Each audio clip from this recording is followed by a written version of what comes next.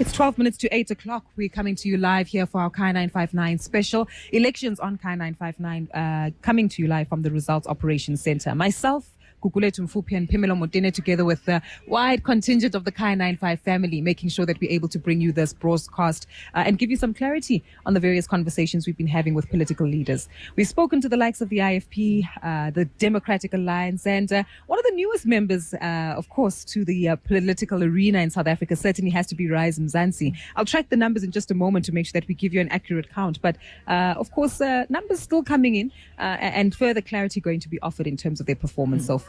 Absolutely. Let's just immediately welcome Mzantsi leader Songezo Zibi. Good evening and welcome. Good evening and thanks for having me, guys. How are you? No, I'm tired. I think all of us are tired because it's been a very hard campaign. But I also think that we've run a fairly good campaign. We've managed to do over 90% of what we wanted to do, which for a new political organization is very hard to do. But I'm quite happy with the campaign itself. Yeah. Obviously, it's still early days. And you had said you want at least 2.5%. Yes. And how are you feeling right now? I'm feeling good because we're realistic also as well. I think we had to give our activists and organizers and volunteers a target. Otherwise, you're not going to get the level of performance that you're looking for. But we had two broad objectives, or three, going into this election. One was to establish ourselves as a political brand, have a national presence in the public consciousness, register in all 9 provinces, and establish a base. And I think we have done that to a large degree. The second thing was to get seats in parliament so that having elected us, people can see how we behave, how we perform, how we hold ourselves accountable to the electorate, how we stay in touch with them, which would be the remaining part of the brand building, which sets us up for 2026 and 2029, where we then can be a recognizable political force electorally. And that does speak to building the trust, and certainly does take time. And trust is also determined, I guess, by who you associate with, right? Yeah. And perhaps if you can elaborate as to how you might be thinking about some of these, especially when it comes to conversations around potential coalitions. No, we haven't consciously decided to stay away from coalition conversation because we are a new political organization. We do not have votes in the bag. At least we didn't. We do now. Part of our brand is trying to do things to kind of be serious about the mandate that you get from voters. When you're a new political organization, no votes yet, you're going to negotiate coalitions. On whose behalf are you negotiating? So we were very clear that we want to put votes on the scoreboard and then go and negotiate, because we would then have an actual provable constituency. And if anybody approaches us, we'll have that conversation. But more important for us is actually being in parliament. Got you. Looking at those numbers, so I just want to jump in there because the latest update sits at around, 14,000 votes at a national level. When it comes to regional and, of course, the final outcome, you mentioned 2% or 2 seats in parliament, if I'm not mistaken. But keen to understand if you're actually anticipating to perform better from a regional point of view than nationally. It's really difficult to say. Voters didn't understand this whole regional thing. They actually just didn't. We stopped trying to explain it. We just said, listen, 3 ballots, Mzantsi on all 3 of them. Because it became a very long conversation. People want to ask why and why it is different now and that kind of thing. And the IEC just has, I don't think they've had the resources and the time to do it. Unfortunately, voters didn't understand it.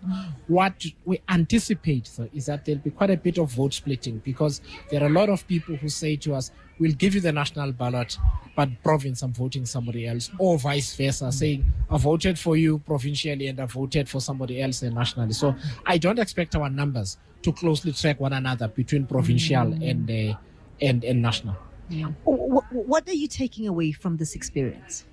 This entire election, in fact, let me say for the past 24 hours at least. No, look, my takeaway is that, and I'm not just looking at our own results, I'm looking at where the ANC is anticipated to end up by the CSIR. Yeah. I think what was really important for us, because we recognize that there is a long transition that is taking place. Probably began around 2014. Seriously, 2019 it accelerated. I think it is getting close to the cracks, but I think 2026 will be the tipping point, which is in the public consciousness. People have got to imagine life without the ANC. That has happened in the last 24 hours. What's your reaction to that? Because It's not surprising. Not surprising, but perhaps the shift and the growth of MK. No, we expected the shift. I mean, what was an outlier was the introduction of MK. Because it created a different excitement. It affected momentum, and people that were already going either with Rise Mzantsi or the IFP or the EFF kind of started considering the new available option. And I think what you see on the board reflects that everybody, MK has had an impact on everybody, right? And that was the black swan of this election. These were very expensive elections. Yeah. Everybody says that. Yeah. These were very expensive.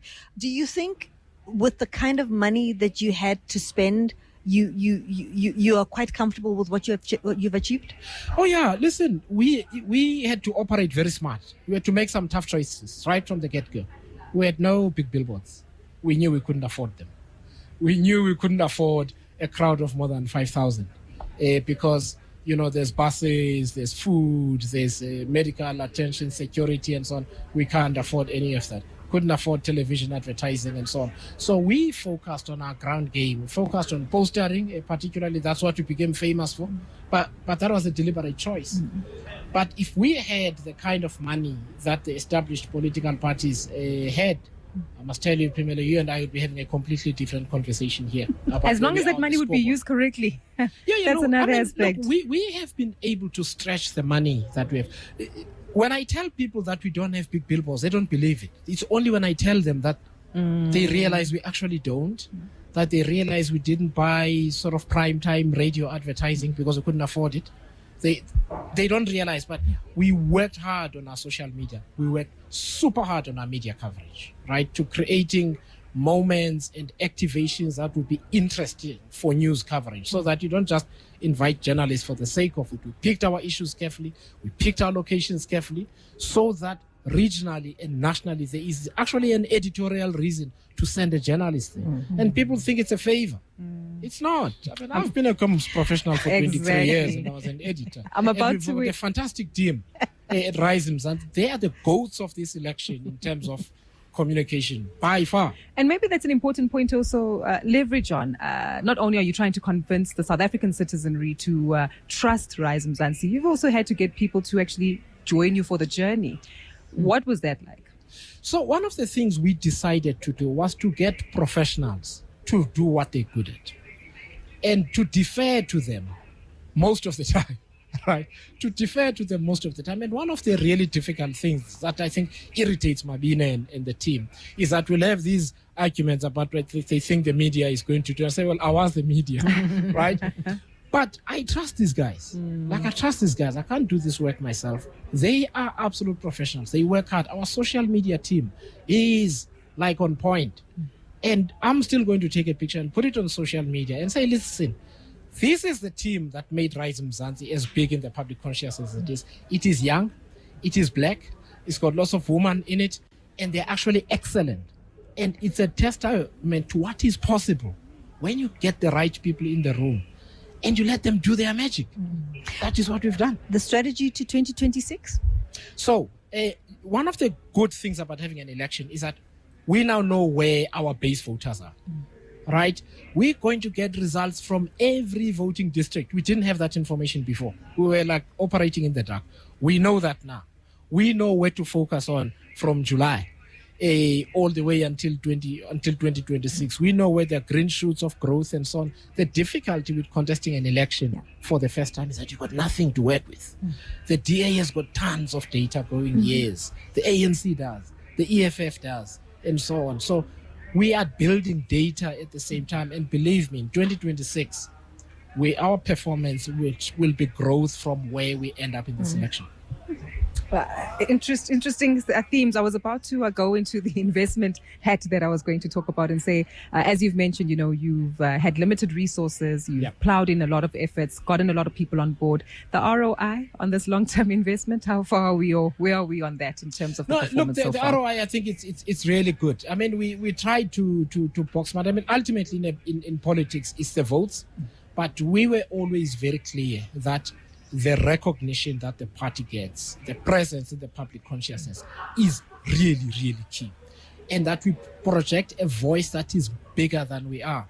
And I often have to remind people that, hey, we are not the ANC. We're actually quite new. But people's expectations are that we can get, 30, 40%. Of course not. We are new. But for listeners at home, look at where we are relative to all the new political parties. I think we're tracking ahead of them. Look at where we're tracking relative to what we call smaller parties that have been there longer than we are. I think we are in touch. You're ahead with of most of them. Good. Al Jama, right? PAC. Can you see? That's how you define success. Don't have unreasonable expectations and disappoint yourself. I think we're doing well. And the numbers show that we are ahead of the guys who started at the same time as us. And we are ahead of the guys who are 5-10 years older than us, or even more. And we are tracking exactly as we should after 13 months. Rise Mzantsi leader, thank you so much for your time. Songezo Zibi, go get some sleep, I think. I'll try later on. Yeah. Thank you. See you in the next 24 hours. Thank you so much. Thank you.